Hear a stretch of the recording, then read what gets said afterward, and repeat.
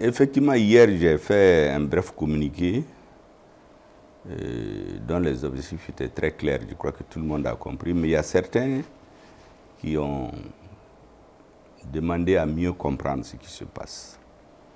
Parce qu'il y a eu beaucoup de communiqués, mais c'est juste des communiqués à caractère politique pour soutenir l'État malien. D'autres se sont tus. Je voudrais expliquer davantage que les relations entre le Mali et l'Algérie, l'Algérie et les pays de l'AES, pour mieux l'appréhender, il faut convoquer l'histoire, la géopolitique, la politique, la stratégie et un peu de géographie. En réalité, quand vous convoquez l'histoire, au moment de la pénétration coloniale, dans les années 1890, quand vous regardez au moment où les colons ont pénétré notre territoire, ils se sont opposés à une farouche opposition de l'ensemble des groupes ethniques. Les Bamana, les Sénoufos, les Peuls, les Songhoués, les Touaregs, les Arabes. Mais là-dedans, il y a une ethnie, il y a les localités de Kidal. Les Français, comme leur politique s'est toujours divisée pour régner, ont fait une convention avec eux pour dire que c'est la convention du 15 septembre 1907. Ça s'appelle la convention de Bourem, qui est ordonnée par un militaire français qui a écrit et l'a adopté. Parce qu'il se trouve que les populations de Kidal étaient sous la domination spirituellement des Kunta et militairement des Oulimeden. Donc pour avoir une sorte d'autonomie et sortir de cette domination, ils ont conclu un accord avec l'État français à travers le militaire La Verdure, qui dit, comme je vous l'ai répété, l'Adra des Ifogas appartient désormais aux Ifogas et à ceux qu'il plaira à la France d'installer. Donc tout le monde a participé à la résistance à la pénétration coloniale, sauf ceux qui ont signé cet accord avec la France. Donc diviser pour régner, trahir, ça c'est le credo du colonisateur. Ça c'est l'histoire. Maintenant, à la même période, lorsque on s'est approché des indépendances, qu'est-ce que les Français ont fait? Dans le sud de l'Algérie, il y a ce qu'on appelle le Hogar. Les Français ont créé des milices avec des chefs qu'ils ont armés.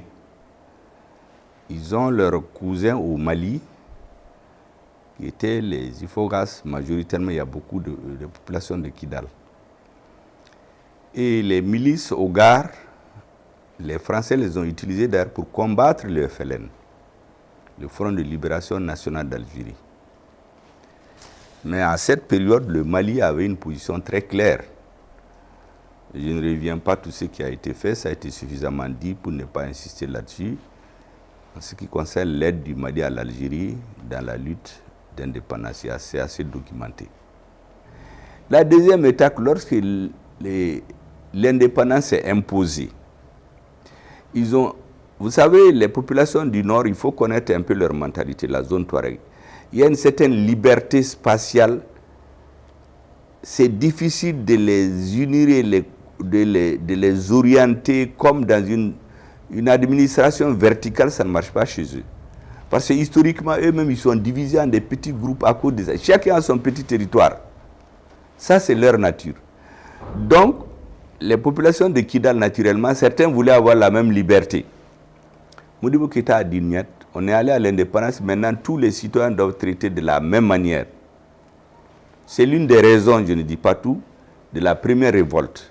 Parce qu'il y avait des règles qui ont été établies, protéger l'environnement, payer les droits des taxes aux Goumiers à l'État, ainsi de suite. Les populations du nord de cette partie n'étaient pas habituées à ce type de contraintes.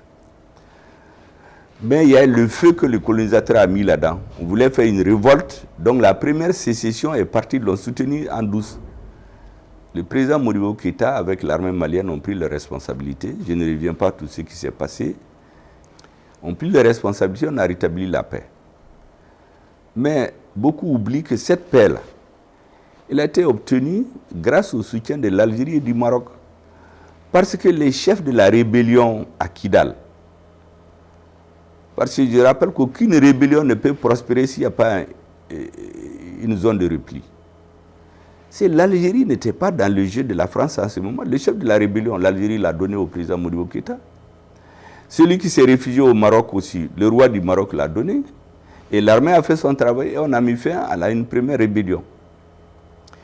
D'ailleurs, lorsque le régime a changé, des engagements ont été pris face au gouvernement malien dirigé par Moussa Traoré pour dire qu'il n'y aura plus de rébellion au nord.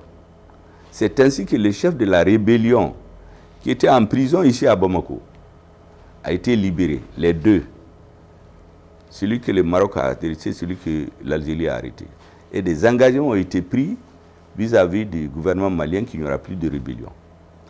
Donc, ceux du centre, celui qui s'est réfugié au Maroc, effectivement, il n'y a plus de rébellion ouvertement. Ceux du nord aussi, pendant des années, il n'y a pas eu de rébellion. Mais qu'est-ce qui s'est passé après? Vous savez, les relations historiques évoluent. Le nord du Mali, pour ceux qui lisent les écrits des premiers administrateurs de la République du Mali, notamment le gouverneur de Gao, Bakara Diallo, ses premières missions dans le nord, c'était très clairement écrit que le nord regorge d'énormes richesses, que pendant des années encore, l'État malien va administrer le nord à perte. Parce que l'ensemble des impôts collectés dans cette partie ne permet même pas de payer les salaires. Donc c'est le Sud qui a subventionné l'administration au nord. Mais le Mali sait que dans l'histoire, dans le temps, le nord regorge d'énormes ressources. En fait, qu'est-ce qui s'est passé maintenant? Lorsque les ressources naturelles ont commencé à être utilisées par certains États, on est allé vers les années 1990, 89, 91. Au moment où la France préparait une nouvelle division du Mali, ils se sont appuyés exactement sur une partie des populations du Nord qui avaient émigré dans les années 70 avec la grande sécheresse en Libye pour fomenter une nouvelle rébellion. Bien sûr, vous savez, dès que les problèmes ethniques ou religieux arrivent, les gens soutiennent. En tout cas, l'État a pu maîtriser en sa façon cette rébellion. La preuve, c'est qu'au coup d'État du 26 mars, tous les leaders de la rébellion étaient à Bamako. Ils n'étaient pas dans la nature parce que quand on a signé les accords de Tamaracet, qui ont été adoptés, beaucoup racontent qu'on a dégarni le nord, ce n'est pas vrai du tout. Au moment où l'armée voulait occuper le nord, il a multiplié les postes militaires. Mais lorsque la situation a été maîtrisée, dans les accords de Tamaracet, c'est écrit qu'une partie de ces postes seront libérés. Mais les postes essentiels qui étaient là n'ont jamais été libérés. Donc ceux qui disent au Mali qu'on a dégarni le nord, c'est du faux. Ils racontent ça à ceux qui ne comprennent pas. Donc, je dis bien, quand les accords de Tamaracet ont été signés, il y a une sorte d'accalmie. Et tous les dirigeants de la rébellion, y compris Yad Agali, ils étaient à Bamako le 26 mars pour négocier comment établir la paix définitivement. Bon, vous avez suivi le reste, il y a eu des événements, après il y a eu beaucoup de discours démagogiques, on a dit que la rébellion c'était une composante du mouvement démocratique, les rebelles étaient même des démocrates en armes, bon, en oubliant que le premier acte du mouvement d'indépendance de 1989, le mouvement populaire de Lazare, c'était un acte terroriste. Ils sont allés à Tindermen, le chef d'arrondissement il a été égorgé, son épouse a été égorgée, qui était enceinte, les gardes ont été égorgés, les prisonniers ont été égorgés. Donc des actes terroristes. Donc la rébellion a commencé chez nous par des actes terroristes. Bon, il s'est trouvé au Mali, des gens pour la démagogie en politique disent que bon, c'est des démocrates en armes, ainsi de suite. Je passe sur ça. En un mot, après 1991, tout ce que l'État malien a fait, on a passé par perte de profit pour faire une nouvelle narration. Et la rébellion a pris naturellement. Finalement, on a signé le pacte national du 12 avril, où on est venu nous dire que les rebelles, leur nombre à intégrer, c'était 3600. Alors qu'en 1991, sur la table du président, on a dit qu'ils étaient 250. Je passe sur tout ça. Maintenant, dans les années 90, vous savez que les objectifs stratégiques des États changent. Les gouvernements algériens, c'était devenu de plus en plus clair pour ceux qui analysent que dans le jeu, dans le grand échiquier, le grand jeu qui se faisait au nord, ils avaient une main là-dedans. Et les dirigeants pensaient que, en distribuant par exemple les blocs pétroliers, en donnant certains blocs à l'Algérie, ça va calmer les choses. Mais ils n'ont rien compris. Quand les gens ont une conviction, la corruption, là, le fait de donner des facilités aux gens, c'est purement temporaire. On a donné des blocs au Mali, au Niger aussi on en a donné. Mais en réalité, quand vous faites une analyse stratégique, le gouvernement algérien n'avait pas intérêt à les exploiter. Il voulait prendre ces blocs-là juste pour les garder, pour plusieurs décennies après. Mais continuer à avoir une influence dans la sous-région. Ce qui fait que maintenant les populations de Kidal, pratiquement la plupart ont des passeports algériens, sont devenus des amis de l'Algérie. Parce qu'en réalité, c'est les mêmes populations. C'est comme au sud du Mali. Le sud du Mali et le nord de la Côte d'Ivoire, c'est les mêmes personnes. Donc le sud de l'Algérie et le nord du Mali, c'est à peu près les mêmes personnes. Donc on a fait cet amalgame-là pour des intérêts géopolitiques et géostratégiques. Sinon, pendant la rébellion, les Maliens qui étaient immigrés là-bas, mais ils étaient traités comme des immigrés. En un mot, il y avait des intérêts et des objectifs géostratégiques de l'Algérie qui étaient différents du discours ambiant qui était livré. Et au sein de l'Union africaine, vous savez que l'Algérie est considérée comme un leader à cause de ses positions nationalistes.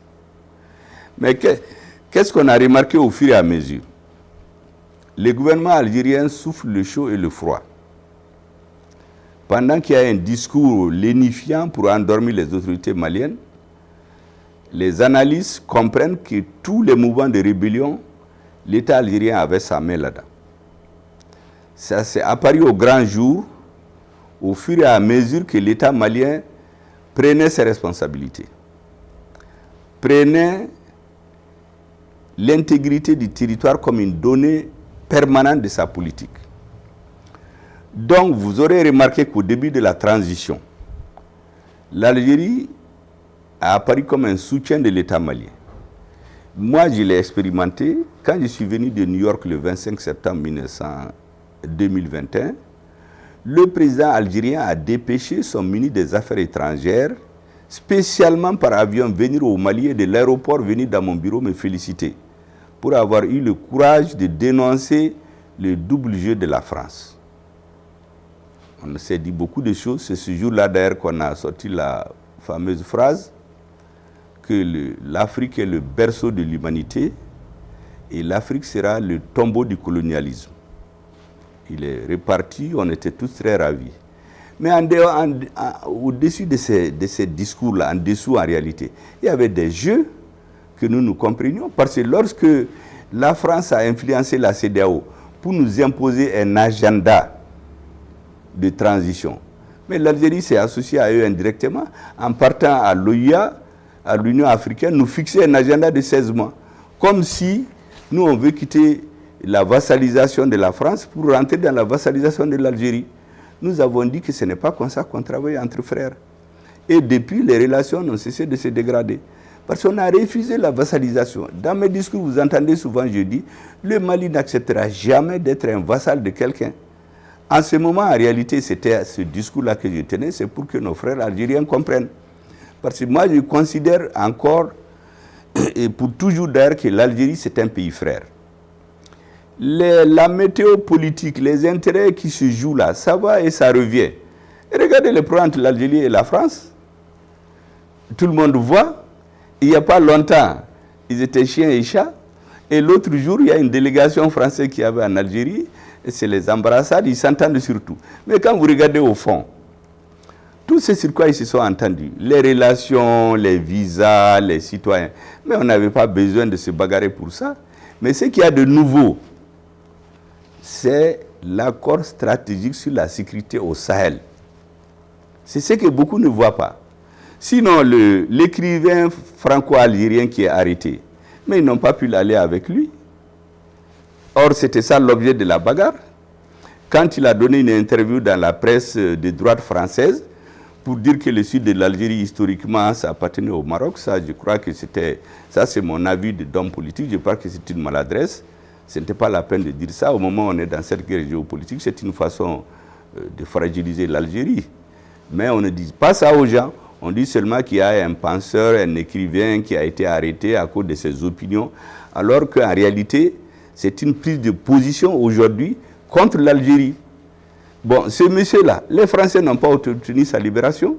Or, c'est ce qui était à la base de la brouille. Mais ils ne l'ont pas eu. Mais ils ont conclu un accord géostratégique avec l'Algérie sur la sécurité au Sahel. C'est tout ce qu'il y a de nouveau. Sinon, tout le reste, là, les visas, les ceci, c'est ça. Ils n'avaient pas besoin de se bagarrer pour ça, comme je l'ai dit. Est-ce qu'on peut parler de la sécurité au Sahel sans les pays de l'AES? Ce n'est pas possible. Donc, ce qu'on voit, c'est pourquoi j'ai parlé hier d'une alliance impie. L'Algérie et la France ne s'entendent que sur une seule chose pour nuire au Mali. Qu'est-ce que vous remarquez depuis quelques années? Depuis 2012, les Moujao, le premier mouvement terroriste, la plupart des gens qui l'animent, ils sont venus de la République du Sahraoui. Là, c'est sous la domination de l'Algérie. Les Moujao étaient composés essentiellement des Sahraouis. Donc, on n'est pas naïf. Moi, j'analyse tout ce qui se passe au Mali. Il y a les discours lénifiants et ce qui se fait. Ensuite, quand vous regardez les mouvements séparatistes au Mali, mais aucune rébellion ne peut prospérer s'il n'a pas de base arrière. La base arrière de la rébellion malienne, c'est l'Algérie. Personne ne peut le nier. D'ailleurs, une fois dans une réunion internationale ici, quand je n'étais pas encore Premier ministre, moi j'ai apostrophé une dame qui porte toujours le drapeau de l'Azawad dans les réunions.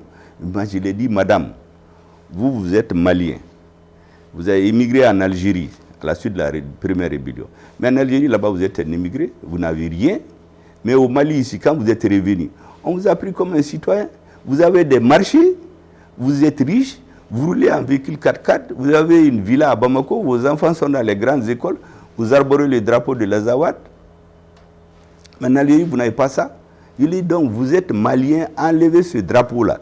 Je sais qu'aujourd'hui, la rébellion est devenue un fonds de commerce pour certains intellectuels, pour certains militaires de la rébellion, pour certaines personnes. Et la rébellion, je vous assure, je l'ai toujours dit, les plus grandes victimes de la rébellion, si vous les comptez, il y a les Touaregs et les Arabes. Ce nombre de Touaregs qui sont dans les camps de réfugiés, ce nombre d'Arabes qui sont dans les camps de réfugiés, qui sont victimes des représailles, mais ils n'ont rien demandé à personne. Parce que toutes ces rébellions-là sont venues de l'extérieur, sont instrumentalisées de l'extérieur, sont soutenues de l'extérieur. Mais quand ils sont en difficulté, ils disent « ouais, nous sommes des Touaregs, des Arabes, c'est à cause de nous ». Ce n'est pas vrai. Au nord du Mali, pendant plus d'une décennie, l'ANICT, la Banque d'investissement des régions du Nord, était dirigée par un Touareg. L'ADN, l'agent de développement du Nord, pendant plus de 20 ans, c'était dirigé par un Touareg. Qui peut dire qu'on les marginalise? Mais il y a un petit groupe de gens qui font du commerce de ça.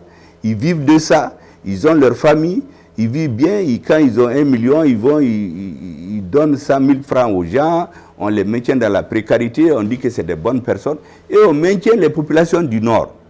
Il est grand temps que les jeunes Arabes, les jeunes Touaregs, les jeunes Peuls, les jeunes comprennent que la rébellion ne sert personne.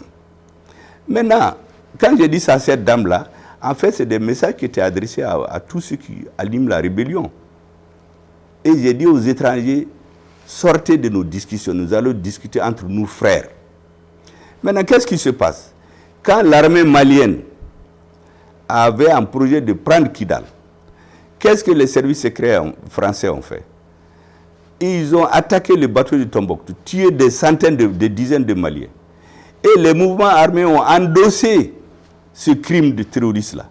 C'est à partir de ce jour, beaucoup de Maliens, c'est à partir de ce jour que nous avons considéré que ce sont des mouvements terroristes. Et nous avons déchiré l'accord qui a été signé à Alger, parce qu'on a compris qu'il y a une instrumentalisation en dessous. Ils se sont réfugiés dans les services secrets français d'abord, après ils se sont retrouvés en Algérie. Mais ils sont dans le sud de l'Algérie, plus les politiciens qui les ont rejoints là-bas, en train de préparer un coup contre le Mali.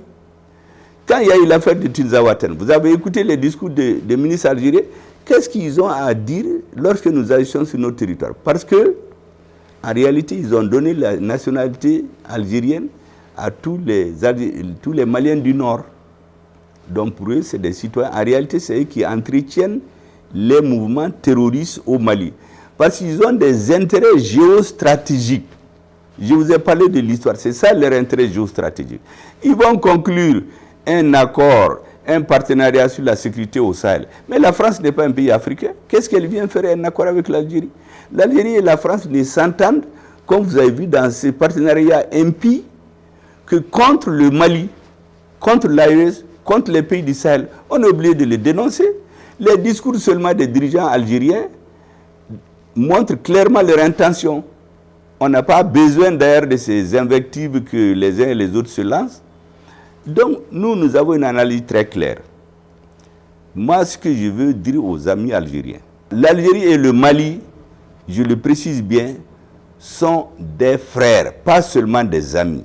Et les frères, on ne les choisit pas. On peut choisir ses amis. Donc, le Mali et l'Algérie sont condamnés à être des partenaires. Si ce n'est pas aujourd'hui, c'est demain. Aujourd'hui, il y a un jeu malsain, géostratégique, où ils mettent la veste de la France pour venir nous menacer, nous baga, comme on dit en Bamana. Ça ne va pas marcher. Moi, je pense que l'Algérie a suffisamment de problèmes internes. Au sud de l'Algérie, il y a les mêmes situations des populations qui estiment qu'ils sont brimées. D'ailleurs, les Hogara et les autres, ils ne peuvent pas parler seulement, parce que là-bas, on ne parle pas de négociations avec les terroristes. Quand il y a eu les terroristes en Algérie, qui a négocié? Ils les ont matés d'abord. C'est lorsque le rapport des forces a changé qu'ils sont venus négocier. Et quand il y a eu, il y a quelques années, l'attaque d'une base de gaz là, mais le gouvernement algérien n'est pas rentré dans les négociations, ils ont tué tout le monde. Pourquoi ils sont là toujours à nous inoculer ce virus du défaitisme? Ah, il faut négocier alors que vous entretenez les terroristes en douce. Mais nous, notre gouvernement a pris ses responsabilités et vous avez écouté le discours du chef d'état-major de l'armée malienne, Diarra, que je félicite parce qu'il a donné clairement ce que les Maliens veulent. Nous n'accepterons plus d'être un vassal de quelqu'un. Et je dis aux camarades, aux frères algériens, nous ne pouvons pas quitter la tutelle de la France, la vassalisation de la France, pour être des vassaux de l'Algérie ou d'un autre pays. Même s'ils font des partenariats avec les Français contre nous, ce partenariat n'a pas d'avenir. Il faut venir avec nos frères. Nous parlons ensemble de la situation au nord, comment on doit faire pour ramener la paix. Les populations du nord, personne n'a jamais dit qu'ils ne sont pas maliennes. Mais ce que nous n'accepterons pas, c'est diviser notre pays ou créer ce faux problème ethnique dans notre pays, les Touaregs, les Arabes, alors que ça ne profite qu'à certaines personnes. Dans le sud de l'Algérie, comme je l'ai dit, nous on ne se mêle pas de leurs affaires, mais nous savons ce qui se passe là-bas. Maintenant, ils essaient de les relations entre les Hogars et les Ifogas, que c'est des amis. Mais il y a 60 ans, c'était le contraire. Je crois que vraiment, au-delà de tout ce brouhaha politique qu'il y a, l'Algérie et le Mali doivent revenir à la raison. Disons l'Algérie. Parce que nous ne provoquons personne. Et regardez seulement nos relations. Pourquoi je vous ai parlé d'histoire. Je vous parlais de géostratégie.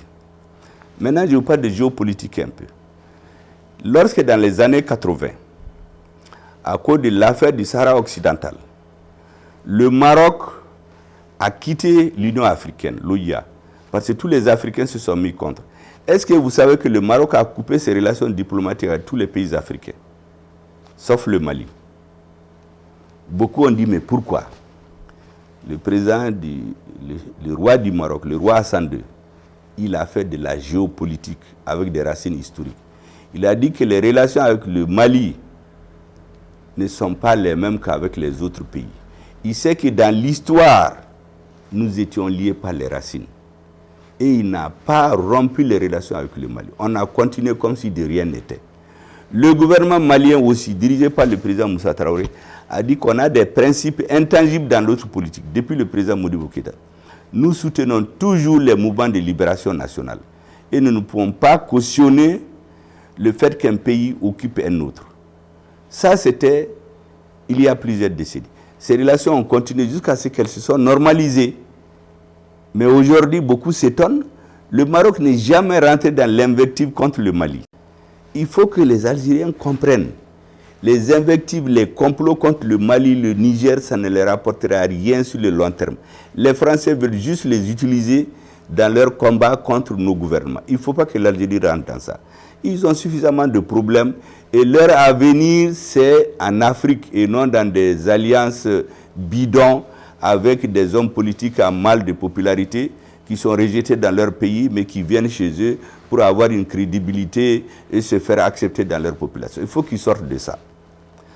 Ensuite, les pays du Sahel aujourd'hui, nous sommes des frères, c'est ce qu'on a compris. Le Mali, le Burkina et le Niger, nous sommes des frères. Nous sommes ensemble. Le jeu de prendre des blocs pétroliers dans les pays et les garder pour plusieurs décennies, ils l'ont fait au Niger aussi.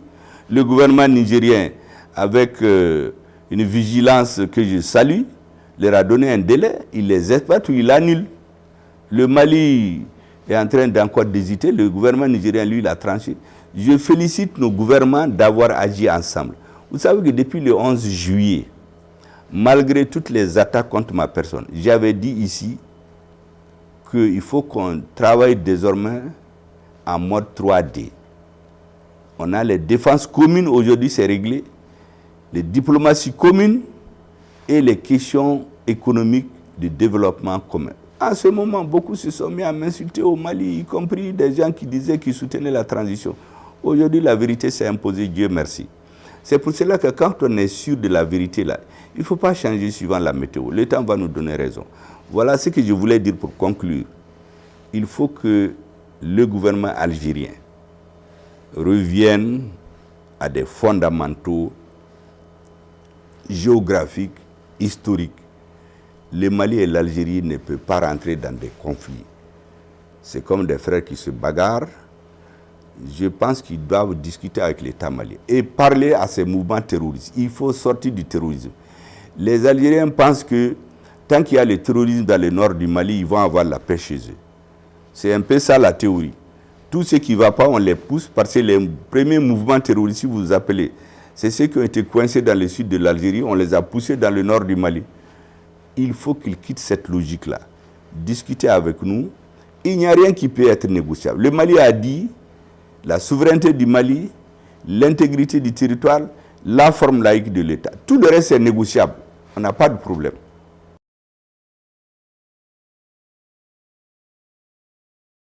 Vous savez, j'ai expliqué que les problèmes ethniques, les problèmes religieux sont toujours dangereux d'en parler sur le plan politique.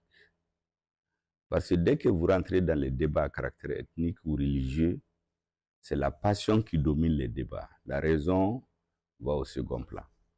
C'est d'ailleurs pour cela que moi, je n'ai jamais été partisan des politiciens, des hommes politiques, disons, qui veulent s'impliquer dans les mouvements religieux, les problèmes ethniques. Quand on est un homme politique, il faut se mettre en marge et laisser les gens travailler. Parce que qu'est-ce qu'on a remarqué? La plupart des mouvements religieux, des mouvements ethniques, quand vous regardez leur fonctionnement, les principaux dirigeants les utilisent en fait pour faire des moyens de pression politique. Je donne l'exemple du Coran. On nous a instrumentalisés en 2013 pour nous amener dans un meeting. C'est sur les lieux qu'on a su que celui qui a orchestré tout ça, il voulait réunir du monde pour Ibeka pour sa campagne. Alors nous-mêmes, on était candidats. Je regarde le dossier, l'affaire d'une association religieuse qui est là. Quand ça a été créé, l'ancien Premier ministre leur a dit clairement que c'est eux qui l'ont créé. C'est l'État qui a créé pour contrôler le monde musulman. En réalité, ça leur a échappé. Vous regardez, ça c'était Irganda. Vous regardez les associations Peul, par exemple. Quand vous regardez au début, il y a une bataille. Vous regardez les dernières élections, pour que quelqu'un prenne la tête. Les associations ethniques religieuses, quand vous voyez la politique les encourager, en fait, ceux qui sont à la tête les utilisent pour leur propre situation. Et il en est ainsi du dossier Peul aujourd'hui. J'ai expliqué que les Peuls, ça je l'ai dit depuis devant le président de l'association Tabital Poulakou. Les Peuls ont certaines caractéristiques qui font qu'ils constituent une proie pour le colonisateur. D'abord, c'est un peuple très fier, réfractaire à la suggestion. Et les Peuls font partie des groupes ethniques qui ont donné du fil à retordre aux colonisateurs. Donc, ils savent que quand les Peuls se révoltent, c'est difficile de les maîtriser. Donc, quand vous les mettez dans une lutte, dans votre lutte, ça vous fait des combattants à moindre prix. Donc, qu'est-ce qu'ils font? On révolte les Peuls, on les met dans le combat contre les États. Ça facilite. Parce que les Peuls ont cette autre caractéristique, ils sont très répandus. De l'Afrique centrale jusqu'à l'Ouest. Au Mali, vous ne pouvez pas trouver une famille où il n'y a pas de Peuls. J'ai donné l'exemple au Mali, je ne reviens pas sur tout ça. La plupart des dirigeants politiques, ils ont dit sans Peuls. Donc on ne peut pas venir nous dire qu'il y a une armée qui combat les Peuls. Mais qu'est-ce qui se passe? C'est que le colonisateur a utilisé la question Peul pour instrumentaliser les gens. Et il y a des politiques qui tombent là-dedans. J'ai donné le cas d'un pays africain ici, dans la lutte contre ses opposants politiques qui étaient majoritairement des Peuls. Il a commis l'erreur de stigmatiser tous les Peuls. Et les gens lui en ont gardé la rancune. Le jour où il est mort, je vous ai dit qu'il y a des Peuls qui ont dansé. Donc c'est la même chose ici. Vous regardez par exemple les présidents de certains pays voisins, des pays africains qui sont d'origine Peul. Mais ils sont tombés dans le piège. Le président français est allé jusque dans un pays africain pour dire, oui, il y a une guerre contre les Peuls. Une guerre ethnique, une épuration ethnique. Or, ce monsieur a dit sa décision parce qu'il a mis la main sur ce qui s'est fait mal. Or, c'est eux qui instrumentalisent ça. Je vous dis que les terroristes comprennent, quand on les interroge, certains n'ont rien à voir avec les terroristes sur le plan doctrinaire ou idéologique. C'est parce que dans cette lutte-là, on a éliminé leurs parents, d'autres sont devenus pauvres, certains veulent se venger, d'autres veulent se marier, ils n'en ont pas, d'autres sont victimes d'un délai de faciès. Au Mali, par exemple, quand vous vous rappelez, dans les années 2015, 2016, les premières victimes du terrorisme, c'était les Peuls. Les chefs traditionnels, les marabouts, on les tuait. Les premiers grands mouvements des Peuls et des Dogons, c'était en 2015, 2016, ils ont été jusqu'au Burkina. Tabita, Irganda et Guina Dogon sont allés chez eux au Burkina pour les écouter. Et ils sont revenus, ils ont rendu compte à l'État. Au lieu de prendre ses responsabilités, on est allé investir dans des milices. Quand un État se met derrière les milices, ses dirigeants ont failli. Et l'engrenage est venu comme ça. Et vous savez, quand le sang coule une fois, c'est fini. Qu'est-ce qu'ils faisaient? Ils vont tomber sur des hameaux Peul, sur des hameaux Dogon, ils tuent les gens, ils brûlent leurs hameaux, ils courent pour aller se faire semblant de se réfugier chez les Peuls. Les Dogons aussi vont, ils tombent sur les Peuls. Les Peuls viennent tomber sur eux, et puis ça devient un engrenage qu'on ne peut plus arrêter maintenant. Donc j'ai dit au cadre Peul, il faut avoir la tête froide. Ne rentrez pas dans ce jeu. Il y a des jeunes, quand on tue effectivement, quand on tue votre parent, votre frère, on vous dit, quelqu'un va vous chuchoter à l'oreille que c'est pour des raisons ethniques. Vous rentrez dans la lutte. Moi, j'ai des parents qui sont venus me dire qu'on a enlevé leurs proches. Je leur ai posé une série de questions. J'ai dit dans votre zone comment ils vivaient. Après la série de questions que j'ai posées, ils ont laissé tomber les revendications. Parce qu'eux-mêmes, des choses se faisaient chez eux qu'ils ne comprenaient pas. Et ils n'ont retenu que le fait qu'ils les Peuls. J'ai dit de faire attention. Ce qu'on ne peut pas nier, c'est qu'aujourd'hui, ils ont contaminé pratiquement une bonne partie de la classe politique Peul, de la classe purement sociale. Les marabouts, les religieux, les intellectuels, tout le monde est contaminé. Et ça, c'est le jeu du colonisateur. Et ils ont toujours fait comme ça. Diviser pour régner, chercher des traîtres. Vous savez, quand ils viennent dans les États, quand vous regardez l'histoire, ou même plus récemment, quand ils partaient en Libye, J'ai lu un livre, ils disent que quand ils sont venus dès 2010, ils ont cherché d'abord des traîtres. Des gens qui sont prêts à trahir leur pays pour l'argent, pour les postes ou pour la notoriété. Dès qu'ils les ont eus, c'est avec eux qu'ils ont commencé à travailler. Mais c'est la même technique. Sinon, qui peut m'accuser, moi, de faire un discours anti-Pelé, un discours anti n'importe quel groupe ethnique? Parce que ma conviction philosophiquement, c'est qu'un dirigeant qui se met contre un groupe ethnique, soit-il minoritaire, il ne peut plus diriger, il est disqualifié. À plus forte raison quand vous-même vous êtes de ce groupe ethnique. Moi, je voudrais que mes frères Peul, ils comprennent. On est en train de les utiliser, d'utiliser leurs sentiments. Effectivement, il y a des réactions qui font révolter. Chaque fois que je discute avec certains cadres, souvent les discussions aboutissent bien, d'autres se fâchent. Bon, il faut en tenir compte, ça c'est des états d'âme qu'il faut gérer et avancer. Mais moi, je fais confiance à l'intelligentsia Peul, au cadre Peul et aux populations Peul qui sont l'une des plus instruites. Parce que certains pensent qu'être instruit, c'est parler français. L'islam, là, les plus grands érudits dans notre pays, ce sont les Peul. Donc, je fais confiance à leur analyse. Maintenant, les réactions qu'il y a là, il faut savoir les lire et les comprendre. Voilà ce que je voulais dire. Et ensuite, je voudrais honnêtement, je reviens sur plusieurs fois dans mes discours, qu'on soit enfin vigilant. Ça fait plus de 100 ans qu'on est dans le même système. On vient nous opposer. Quand je suis contre toi, j'oublie que tu diriges un pays. Aujourd'hui, par exemple, à cause des mécontentements d'une partie de la classe politique, il y en a qui souhaitent même que ça s'embrase. Les pays qui sont contre nous essaient toujours d'avoir des gens dans nos pays sur qui s'appuyer.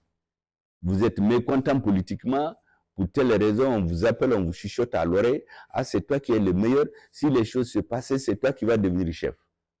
Et c'est comme ça qu'on a tous les Africains.